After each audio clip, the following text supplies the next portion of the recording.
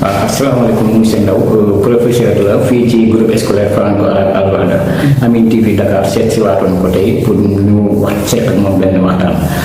maaleykum salaam wa rahmatullah waa Amine TV maa ngi leen di nuyu bu baax di leen ziar di nuyu tamit seen i internautes waaye tamit di leen remercier ci opportunité bi ngeen ñu mayaat mooy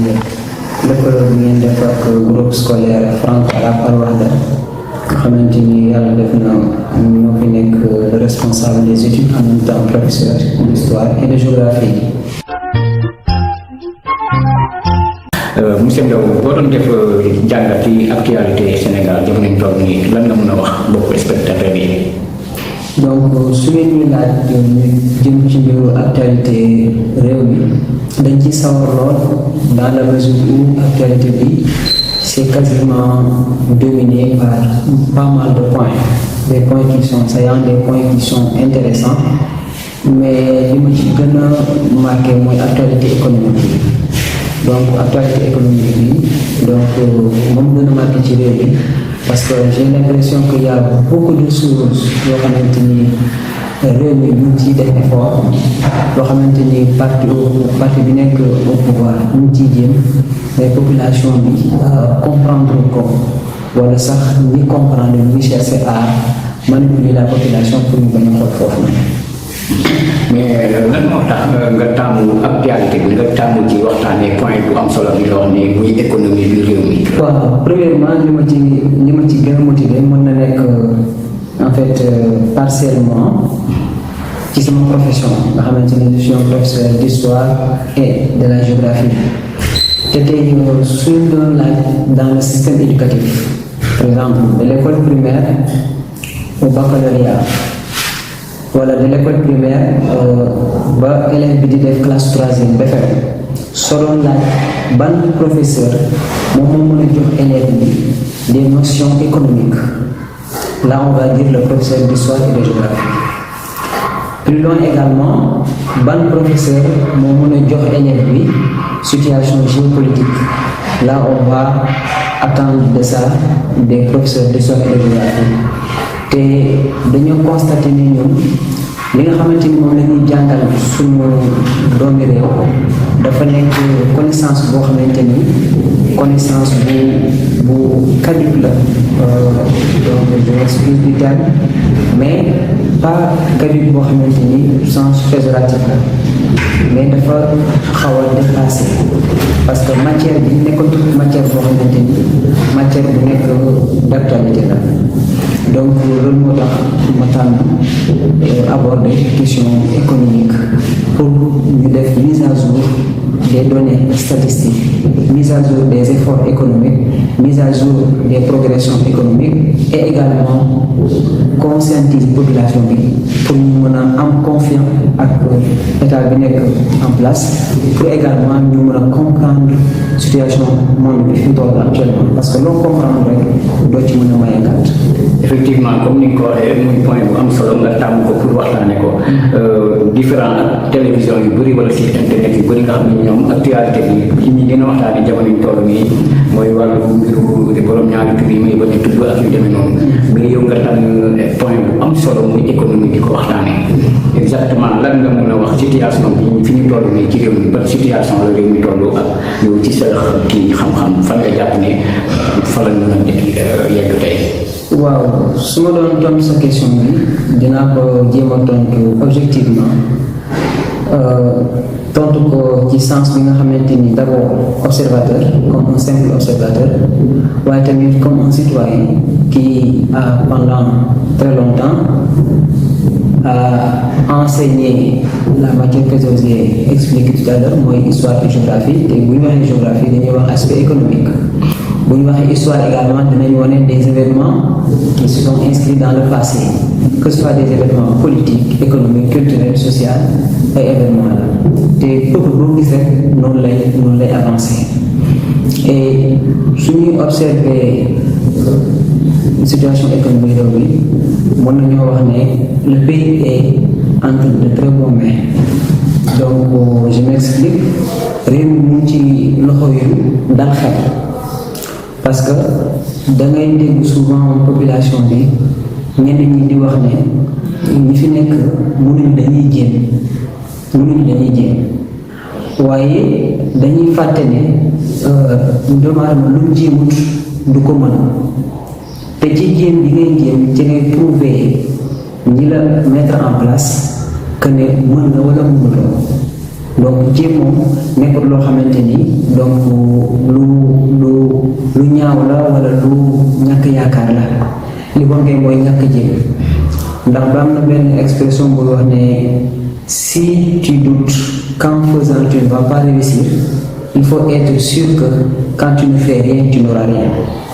maanaam su fekkee ne yaa ngi sikki sàkka ne sooy jéemee mën nga bañ a réussir wala mën nga bañ a am li nga bëgg su fekkee ci loolu nga nekk na la gën a leer na boo deful dara wala boo jéemul dara doo am dara kon nag kii jéem moom mooy mën boo xoolee Sénégal depuis 2024 bi ñu ñëwee bay nañ fekk nañ Sénégal boo xamante ni Sénégal bu endetté la Sénégal boo xamante ni Sénégal bu am perturbation économique la même sociale même la scène politique donc on se regardait des regards de faïence de chien c'est-à-dire regard boo xamante ni dañuy méfier wante donc affaire bi demoon ba indi loo xamante ni am na ay rancune ci xol yi causées par les manifestations politiques causées par en fait les perturbations économiques causées par beaucoup de facteurs donc situation boobu ak contexte boobu boo ci jëlee réew rek am nga travail bu rëy bi lay xaar mais boo xoolee 2 ans du dara mais ci 2 ans li nga ci def mën na tax 2 ans yi nekk dara. endettement am na tudd nga léegi endettement fekk nañ ci réew mi endettement boobu xaw a jéggi dayoo ñu ko doon xaar sax ci mois de mars bi waa ITMA banque mondiale pour fay ko stratégiquement nan nga jàpp ni noonu la ñu def ba fay bor waaw xam nga d'abord ci mbirum payam bor bi c'est tout à fait normal mu ngi mel ni borom kër bu xëy joxe dépense ñàkkoon joxe dépense bi kay moom moo doon nekk kawteef wala muy nekk njombe waaye nag ba tey kañ la fay bor bi di nekk loo xamante ni lu grandiose lay nekk mooy ci koo xamante ni avec des moyens très faibles ba nga xamante ni institution financière yi gën a mag ci àdduna bi à l'occurrence FMI nee nañ considéré nañ pour ñoom ne Sénégal bu mën a tut il faut ñu def benn genre en fait politique de réajustement et loolu su ci réew tolloo et malgré waa réew mi di jéem ay effort pour wane le contraire li nga xamante ni institution financière yi ñoom loolu lañ jàpp foofu la mbir yi nekk affaire grandiose foofu la mbir yi nekkee ndam parce que buñ ne leen mënoo ko nga dem ba wane ne mën nga ko mais non seulement mën nga ko mais mën nga lu ëpp loolu léegi nag lii wane ne mën na ko mooy réew mi mu ngi fay ay borom lii wane ne mën nañ ñoom lu ëpp loolu mooy malgré ñu ngi fay borom ñu wàññi ay te pourtant li leen FMI suñ ci wuy woon à la place ñuy wàññi dañuy yokk lu ñuy yokkee mooy dañuy retirer ay subventions su boobaa population bi nga xamante ni mu ngi taxaw di wax ne ñii dañuy jéem léegi nag da ngay war a laaj lan moo tax population bi malgré ni ñii di def ñu jàpp ne ñii dañuy jéem parce que bu njëkkoon ni ñu doon defee politique mooy que ne heure rek dara fekk lancé nañ ay chantier yu bari chantier yoo xamante ni dëgg-dëgg day ànd ak appui médiatique ànd ak vulgarisation ba ànd ak sax ay artistes yu génn ay son di ko publicité waale on se rappelle son benn woykat bu célèbre mooy Pape Diouf bi Macky Sall lancé TER bi donc genre yooyu noonu yooyu te xoolal bi mu ko woyee son bi ak bi TER bi pare presque 10 ans mën nañoo wax donc def na plus de 5 ans 6 ans ba 7 ans ay 2015 jàpp 2016. TER bi ñëw ba 2022. door a nekk opérationnel. kon nga xam ne diggante boobu noonu ñii loolu lañ amut. moo tax population bi ñoom léeg-léeg nii noonu. donc gisaguñ dara te pourtant au même moment ñu ngi ci en chantier yoo xamante ni ñu ngi mottali ay chantier fii nguur gi bàyyi woon waaye tamit ñu ngi initier yeneen yu bees mais li ñuy déplorer rek mooy que ne communication dafa des communication boobu noonu moom mooy tax affaire bi des moo tax jamono bii suñ leen waroon a am benn baat bu ñu leen war a wax rek mooy que ne dañ leen di féliciter bien vrai que teel na mais prémices yi ñu teg yi ñu wane lu dal xel la ci koy suivre actualité économique du Sénégal ñun nag Sénégal mooy réew moo xamante ni bu ñu waxee actualité économique rek dañuy xaar ñu leen ci plateau télévisé pour suivre ko alors que les plateaux télévisés sont inondés par souvent des manipulateurs par des personnes subjectives des personnes partisanes ñoo xamante ni ñoom du leen maanaam du wax carrément li nekk ci réew mi moo leen ñor mais dañuy défendre seen intérêt mu nekk parti au pouvoir comme mu nekk parti opposition léegi nag fan nga mën a jàppee ne actualité économique nga ko mën a amee mooy nga dem ci agence yi nga xamante ni ñoom ñoo lay fournir ay données statistiques comme ANSD ak ministère yi nga xamante ni ñoom ñooy liggéey ci côté boobu noonu ministère des finances ak ñi nga xamante ni ay ONG la ay organisation internationale ñi nga xamante ni ñoom dañuy def des enquêtes des recensements yoo xamante ni c'est de façon indépendante léegi nag loolu boo koy amee da nga ko war a porter à l'endroit de ta population pour que ñu comprendre mais loolu moom moo manqué en grande partie Sénégal moo manqué également réew mi maanaam parti bi nekk au pouvoir pour ñu mën a génne xam-xam boobu noonu ba population mën a xam fan lañ fekk fuñ toll ak fan lañ jëm. te benn agent de communication pour ñu mun di xamal population bi fan la réew mi toll effectivement loolu dëgg la mais fii ñu toll nii jamono ñu toll nii dëgg la Sénégal du Sénégal sax mais monde bi yëpp dañoo nekk ci situation boo xam ne bu xaw a dala di xel la muy comme ni nga ko junjee sànq mooy guerre bi nekk fële ci Moyen-Orient bi nga xam ne ay réew ñoo koy xeex ci te xeex bi dara wala lu ko lu wàllu économie maa war a yéeg kii moo war a wàcc loolu noonu boo ci doon def jàngat ak fii Sénégal toll nii tey nga xam ne ñun waroon nañ fexe ba dund comme ni ko président Ousmane Sonko di wax souveraineté fexe ba moom suñu bopp loolu dina yomb ci Sénégal génn ci situation boobu wala boo ci doon def jàngat. waaw su ma si doon def jàngat dinaa ko def ci d'abord li nga xamante ni man su ma comprendre cette question ak li koy contextualiser ak situation économique réew mi yaa ngi wax souveraineté yaa ngi wax yow ku wax souveraineté yaa ngi aspirer consolider sa indépendance te boo xoolee dans la scène politique l'argument que l'opposition a véhiculé pendant très longtemps c'est que nous voulons rendre le pays indépendant alors que dans les classes on enseigne qu'on a obtenu notre indépendance depuis 1960 léegi nag indépendance bi ñu war a laaj bi ñuy jot d'abord dafay commencer ci prise de conscience personnelle maanaam citoyen bi d'abord citoyen bi bu indépendant parce que citoyen bu indépendant wut mënut a di kenn indépendance ba jox ko léegi nag il faut ñu poser question bi lan mooy citoyen bu indépendant parce que l'indépendance c'est cette capacité d'agir sans l'influence de quoi que ce soit sans l'influence de quoi que ce soit léegi nag loolu boo ko doon définir mën nga ne lu jafe la waaye li définir sa influence bi li ko mën a impacter loolu moo warut nekk loo xamante ni daf lay tere na développer wala dafay jaar sa diggante développement lépp luy lay influencer ba jaar sa diggante décision yi la war a yóbbu développement loolu moom mooy li nga xamante ni li lay arrêté wala li lay stationné pour nga développer léegi nag bu ñu waree dimbali citoyen bi indépendant lan mooy citoyen indépendant dans notre société dañuy tëb escalier yu bëri pour permettre di wax ci pouvoir bi tëb escalier yu bëri pour permettre di wax ci opposition bi alors que dans notre quartier dans les maisons dans les associations dans les mouvements dans les amicales c'est le Sénégal en miniature c'est comme le prolongement de la scène politique par exemple da ngay gis ñaari nit wala ñetti nit ci benn association ñuy aspirer la même chose c'est-à-dire de diriger l'association alors que ñoom ñëpp kenn parewul ci ñoom collaborer wala ànd ak sa morom pour ngeen rendre la situation meilleure mais ku nekk rek mu ngi gëm di prôner di wane ne il est la seule personne qui peut amener la situation à ces stades de réussite loolu moo ñuy développé loolu moo ñu tee développé parce que dans la vie personne n'est indispensable te loolu dafa jafee dindi ci mentalité sénégalaise dafa jafe nga dindi ko ci mooy su bëggee bu baax na baax ku ko mën ci baaxal rek baax na parce que bu baaxee ala kulli xaal dina ci jot sa famille dina si jot sa njaboot dina si jot te loolu yëpp boo xoolee li koy waral mooy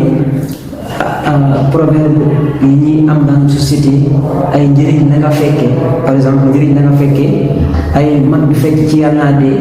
donc da ngay sous-entendre à travers ces déclarations que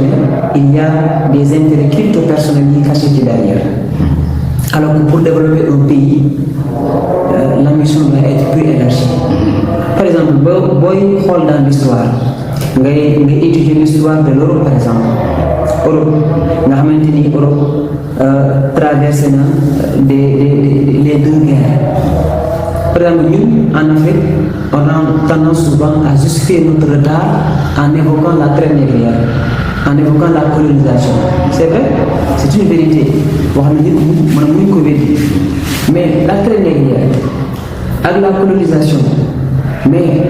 ni mu amee Afrique mais noonu la les deux guerres amee Europe occasionné des destructions occasionné des morts mais entre-temps bien vrai que am nañ de l'aide extérieure en fait yoo xamante ni jël nañ en charge de reconstruction mais il y a une volonté intérieure d'abord il y a une volonté intérieure. Il faut ñu génn mentalement ci bopp yi ne traite négrière colonisation bi moo ñu tàggat il faut ñu génne loolu ci bopp. maanaam loolu noonu dafay indi nit ki du am confiance ci moom. te nag boo ko accepté rek nga rendre ci xale bi nekk en face nga war ko ne lii mën na dem nga war ko ne yaa ko mën a dindi parce que ñi fi nekkoon def nañ li ñu jot a def mais doyut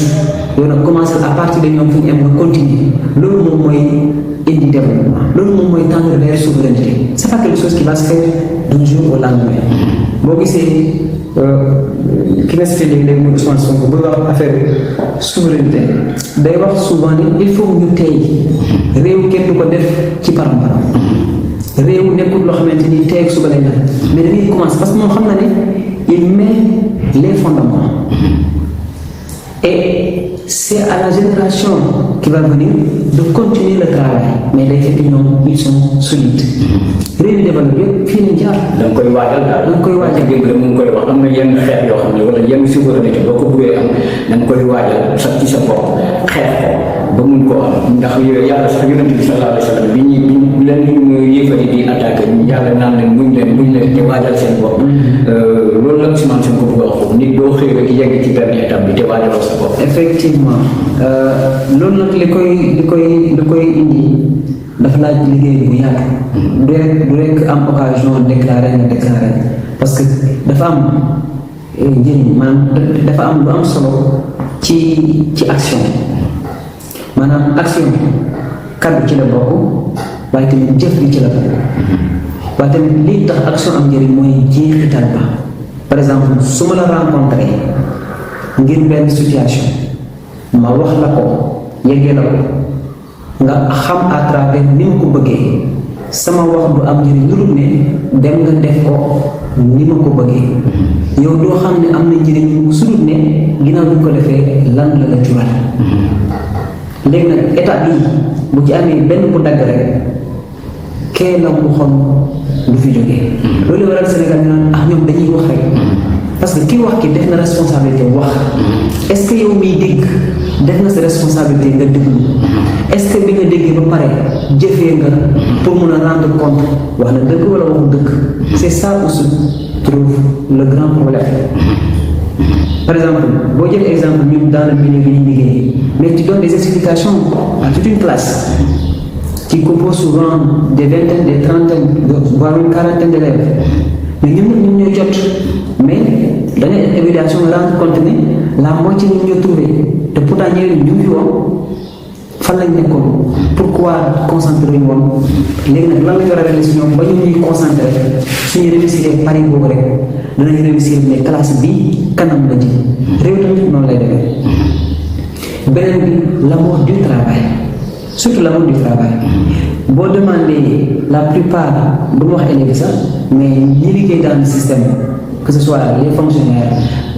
donc les autres postes là soo leen laajee bi ñuy jàng lan lañ bëgg dañ naan màgg tekki dimbale waajur donc ils ont limité leur objectif si périmètre bu gàtt dama ko mos a wax benn borom xam-xam maa ngi koy ziar ko passage bi sama sëriñ Mawlana Cheikh Mouhamad Ba muy wax mu ne bëgg-bëgg doomu aadama bu dem maanaam bu yemee ci soxla yi subam rek da koy am ba pare mu mel ni defe bu dara fekk dama amoon sama idéologie donc que ne doomu aadama dafay aspirer pour servir comme ni Sénégal rek defee su servir na fi jógee mais ci dama xamal ne ma am volonté servir baax na waaye xam ne kenn rek nga war a servir mooy yàlla subhanahu wa taala te kooku boo demee ba engagé pour servir ko doo limiter sa service da nga koy élargir le maximum possible mooy defar sa réew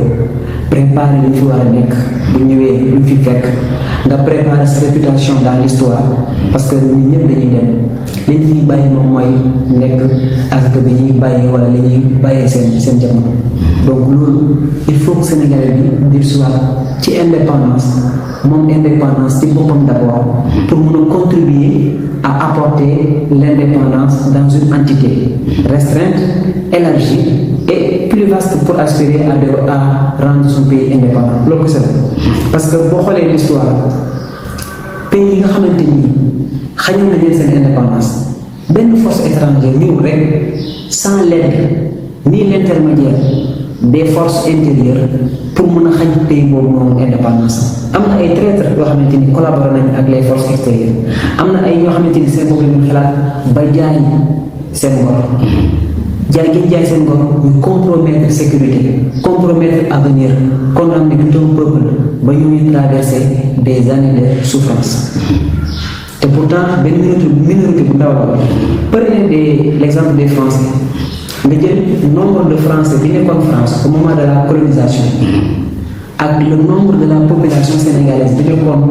dans le pays nga comparer leen nga gis ñi ils étaient trop minoritaires et malgré ça dañoo noté pendant des siècles lan moo ko war a mën a may ñoom dañoo préparé woon mentalement endoctriné ñu ne dañoo ñëw pour dimbale leen dañoo ñëw pour sauver leen matérialiser seen intention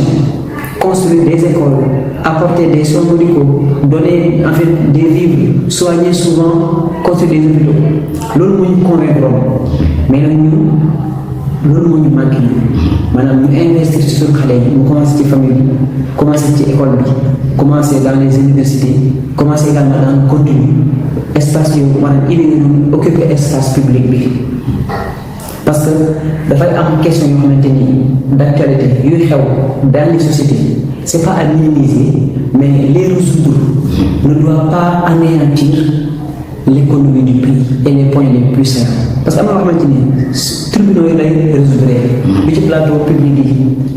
yi nañ ci développer thèmes yi nga xamante ni xale bu ko déggee dana formé wu dana conscientiser wu dana développer li tribunaux di régler les juges les avocats et les concernés danañ ko régler mu continuer képp ku nag koo xamante ni valeur ak modèle ak éducation nga topp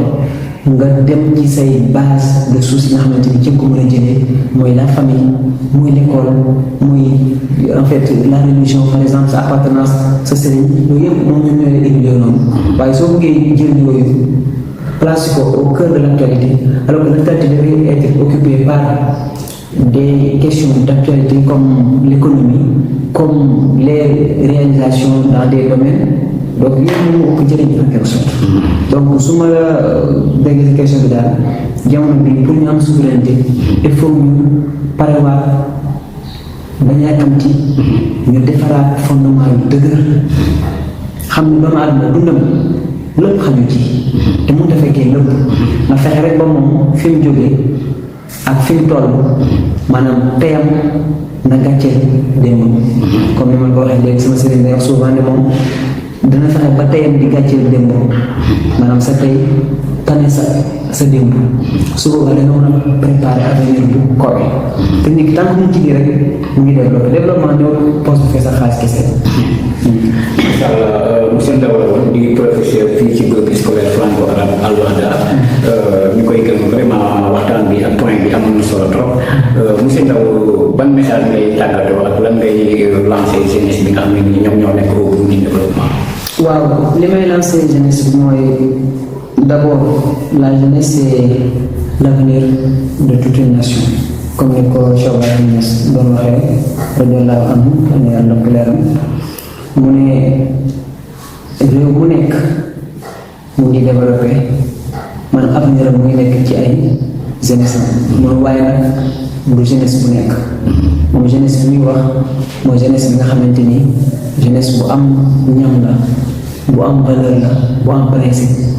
nee na jeunesse bu am li mu wax nii dafa mel ni garab gu sax te moom meññut garab gu sax te meññut nag du mën a joxe dara donc jeunesse boobu la réew mi soxla jeunesse boobu noonu nag su jiitalee am-am mu fàtte xam-xam jeunesse boobu dafay condamné di suivre du nekk acteur du nekk des quelqu'un qui commande mais dafay subir toute sa vie parce que dafay daw gannaaw am-am bi parce que moom bay na xam alors que xam-xam moo leen may li waral loolu mooy da ngay dégg ñu ne la dëkk bi da ngay jàng du am liggéey mais jàng ba pare c'est vrai da ngay jàng du am liggéey waaye li gën a leer mooy soo jàngee ba am sa diplôme mu yàgg mu gaaw di nga am liggéey parce que sa xam-xam nga gis ko soxla ko soxla ku ne joxe li nga bëgg pour mu jot ko. est-ce que war nañoo effacer ci seen bopp yi ne nit da ngay jàng ba sonn te doo am liggéey est-ce que jotul tamit effacer carrément ci seen bopp yi loolu. waaw soo xoolee lu tax ñu war a dindi loolu suñu mentalité bari na jëlal tey su suñu système éducatif bi buñ lay laaj ñan ñooy figure emblématique ci njàng mi par exemple boo duggee université. ki nga xam ne mooy parent université bu Dakar mooy Cheikh Anta Diop tey buñ la laajoon ne Cheikh Anta Diop yan immeuble la fi bàyyi donc wax immeuble yu bëri ne nii la fi bàyyi te héritage intellectuel bi mu fi bàyyi héritage culturel bi mu fi bàyyi ambition bi ko animé woon jamono bi muy jàng moo ko waroon indi loolu mooy su ma amee lenn lu war lu ma waroon conseiller jeunesse bi mooy nañ am ambition au-delà des besoins matériels ambition au-delà des besoins matériels parce que loolu c'est très facile parce que da ngay liggéey dañu am nga moytu yenn yu dugg ci yu bëri lay tardé dañ ko am waaye ambition bi nga xamante ni mooy répondre aux grandes questions te questions yi suñ ko répondre rek répondre yu ndaw yi nga bëgg ci biir mooy nga élargir sa ambition. élargir sa ambition mooy lan mooy su fekkee man histoire laa jàng ci histoire bi may jàng quelle est l'histoire économique d'un pays boo xamante ni mën naa ne Sénégal war na ci mën a inspiré wu wala mu corriger yenn yi muy def parce que tel pays defoon na ko lii la ko juraloon loolu moom laa war a apporter dans l'espace public su ko les décideurs déggee ils vont s'inspirer davantage parce que nag les systèmes économiques ont été définis par des personnes majoritairement yi fi nekk mooy le système libéralisme le système socialisme ñaar système yooyu noonu mais am na ñeneen ñoo xamante ni dañoo jël tuuti ci benn adopté ak seen réalité ba développé leen am na ñoo xam ne définiroon nañ système économique bu indépendant ak yi fi nekkoon mais xam gi nga xamoon ne bii mën na dox te uute ak yi fi nekkoon moo tax ils ont tout fait pour éliminer ñoom ñoom tey jusqu'à présent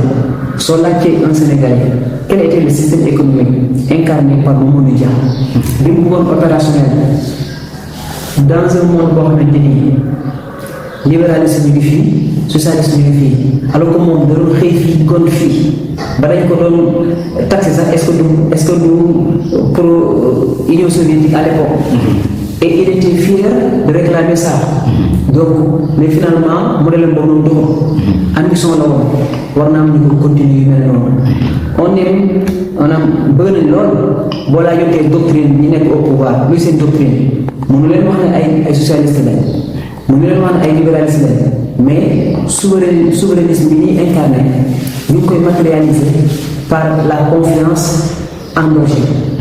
les idées endogènes les capacités endogènes te pendant 2 ans muy dox donc mën na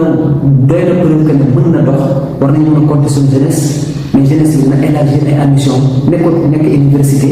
am benn leader politique di ko topp wala démarqué wu ci vie politique bi alors que yow yaa ngi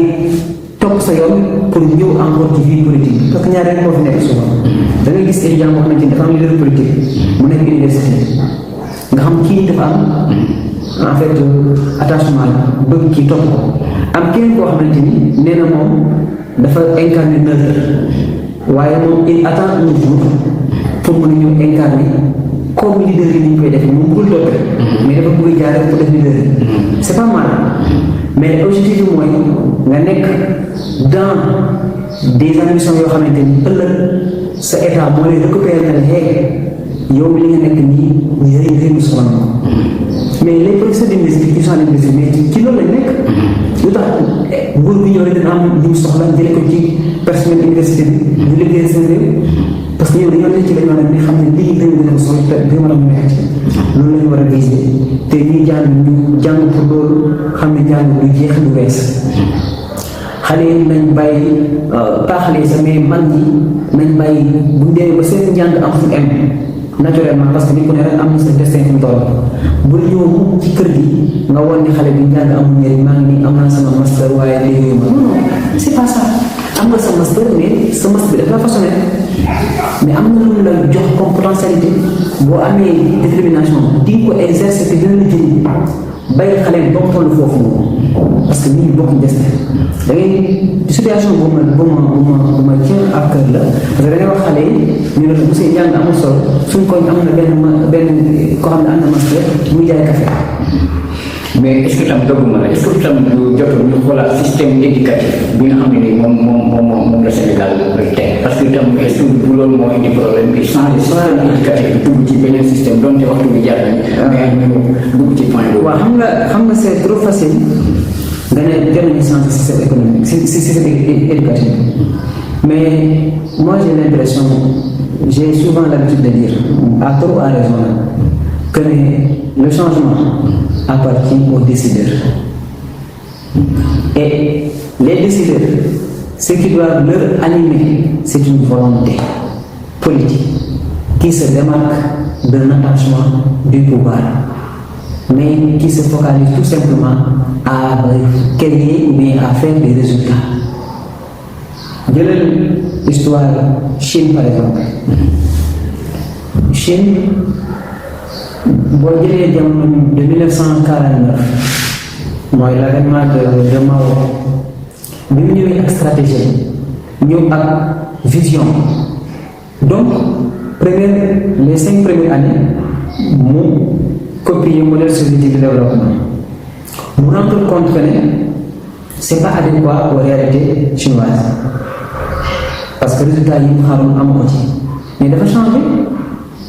mooy li ma la waxoon sànq rek quand tu doutes que si tu fais tu n'auras rien il faut être sûr que si tu ne fais rien tu n'auras rien mais bu fi jógee lan la def dafa lancer waat beneen plan de 5 ans mooy le grand bond en avant également pareil wala mu gën a pire mais lan la leen juralaat ñi ñu war après dañoo jël expérience ci erreur yi répété wuñ ko avec l'avènement de Deng Xiaoping répété wuñ ko vous avez compris donc réew noonu lay demee mooy que ne doomu aadama nekkut ni da ngay condamné wu rek ne soo defee dara doxul yow waroo am beneen possibilité pour defar donc changement système économique mais donc système éducatif bi ñoom pour Chine bi taxoon ma jël exemple de Chine à l'époque bi leen Xiaoping ñëw dana def dafa jël des jeunes chinois yuy jàng mais mu envoyé leen dans les universités occidentales mais ñooñu dañuy jëli xam-xam indi mais ñun li ma la wax léegi-léegi volonté politique mooy que ne ñi fiy jàngee ba am chance nekk président dañuy am complexe dañuy ragal borom xam-xam en général ku bëgg yàgg ci nguur da ngay ragal borom xam-xam bi jàngi am xam-xam ñëw pour servir parce que kooku amul attachement yi nga am te ñun ñu ngi ko comprendre ci pouvoir fi jaar da ngay gis ay bureaucrates yu taxaw yoo xam ne mën nañ développer mais ñooñu amul base politique kenn du leen ñu de la politique donc loolu du ma mooy développer donc borom xam-xam yi nañ am opportunité ñu exploiter seen xam-xam bi balaa moo trop tard loolu moom mooy développer réew système éducatif bii c'est vrai war nañ ko changer mais état la parce que le président de la République c'est celui qui définit la politique de la nation c'est lui qui oriente donc mën nañu wax mais est-ce qu'il est entouré par des gens yoo xamante ni des économistes des gens yoo xamante ni comprendre nañ aduna bi ak yenn mécanisme moo ko war a mën a développer dans peu de temps parce que population bi aussi ils ont am nañ benn genre xiif benn genre mar développement boobu noonu donc un jour bëgg nañ bokk parmi les peuples qui sont à l'abri des menaces yi nga xamante ni ay menaces yu nekk ci international te boo defee doo jox mën a donc benn bi mooy que ne domaine boo gis rek ci àdduna bi domaine yi assuré développement am na benn Sénégal bu ci qualifié